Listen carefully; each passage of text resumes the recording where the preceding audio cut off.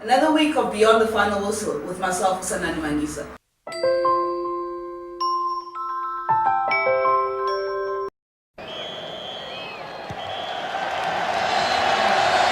Gents, good to have you on the show. I'm going to get into the boxing from this weekend. And to quote Triple G, I'm not going to say who won tonight because the victory belongs to Canelo according to the judges. Is that a bitter comment? It's not a bitter comment. Triple G should have boxed early on in the fight. You see, boxing is not judged on how well you finish in the last 3 rounds of a championship fight. It's judged on 12 rounds of boxing, and it's a 10-point mass system. Triple G didn't win the first 5 rounds. That's what cost him the fight. He came on stronger. He realized halfway through the fight that he was behind, and then he chased the fight, and he was getting countered. Did you see his face after the fight? I mean, the guy is complaining that he was robbed, but he actually looked worse off than Canelo did. So the best fighter won on the day. He was younger, fitter, and faster, and that's what happened on Saturday. The judges had it quite close though. Do you guys see it that close as the judges had it? I think the closeness of it is fair. The decision I disagree with was the draw. There was no way that fight was a draw. Canelo won the fight clean and square. And according to my saying, Canelo draw Triple G rather, he didn't do enough in the first half of the fight. Canelo won that cleanly. He started picking up as the fight progressed later on the fight. And another thing that happened in that fight, Triple G was shocked when Canelo stood in the center of the ring. Indeed. And he didn't know, he didn't have a plan B. Canelo outboxed him. That's what was and if you look at the punch stats, the power punch numbers, Canelo landed more power punches. He landed more crisper punches. I think the people's perception is that when you come on strong in the last couple of rounds, that's where you win. But that's not the case. The judges accumulate the cards on the number of rounds. Sure. And clearly Canelo won. And I think people are still bitter about the last fight, which was closer than this. And Triple G looked better in that fight than he did today, or over the weekend. But still, I think Triple G missed an opportunity to knock Canelo out. Because his reputation has been built around him knocking a lot of the guys that he's fought in the last 10 years out. Yeah. And he didn't do his reputation a lot of good this time. He's already wanting a rematch. You think he'll get it? He's not going to get a rematch from Oscar. If Oscar's not going to give me a rematch. They've already fought twice, and he's not going to get a rematch.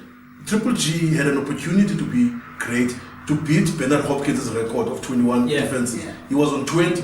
Bernard Hopkins owns a record of middleweight defenses of 21. And he missed the boat. He waited too late to start boxing Canelo, and it cost him.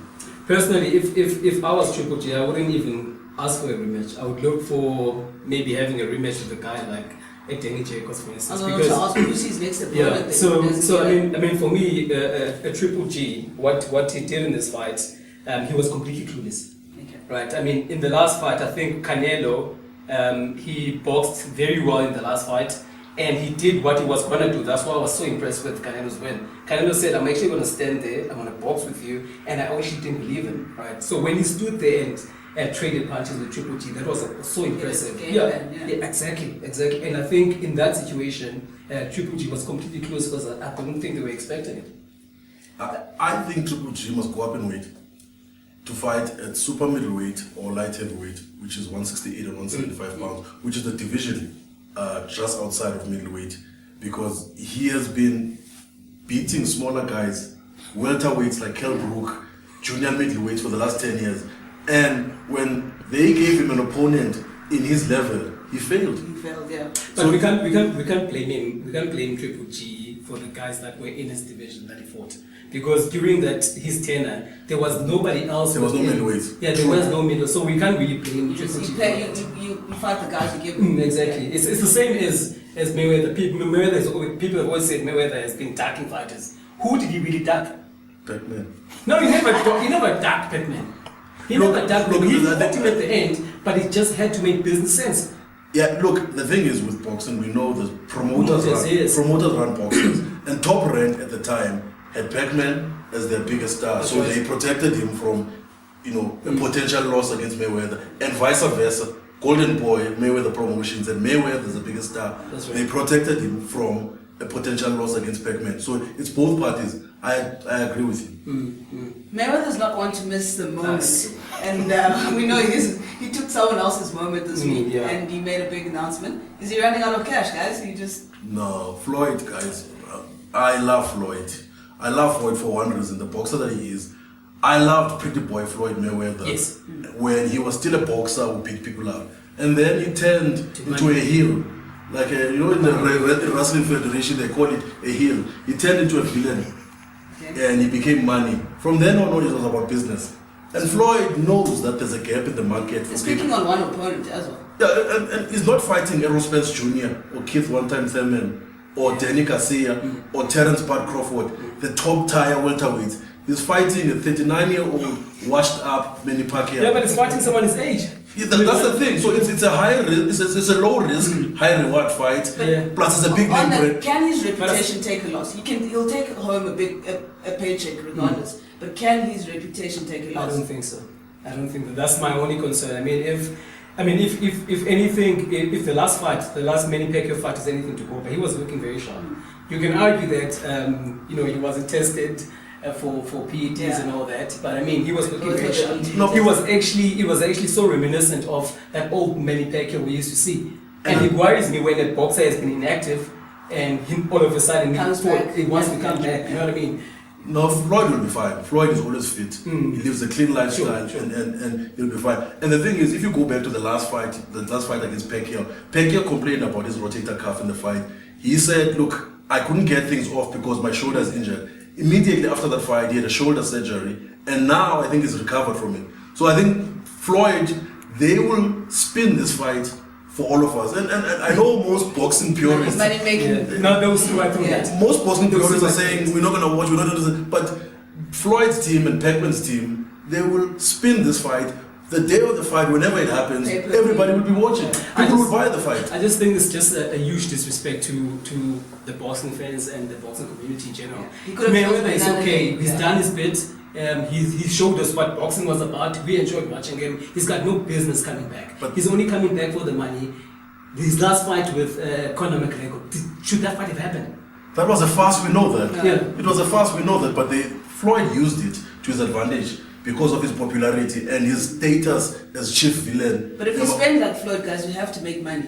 It eventually does run out. But in boxing, if you look in history, guys, just to go back, Sugar Ray Leonard and Duran fought 3 times. They fought way past their primes in their last fight.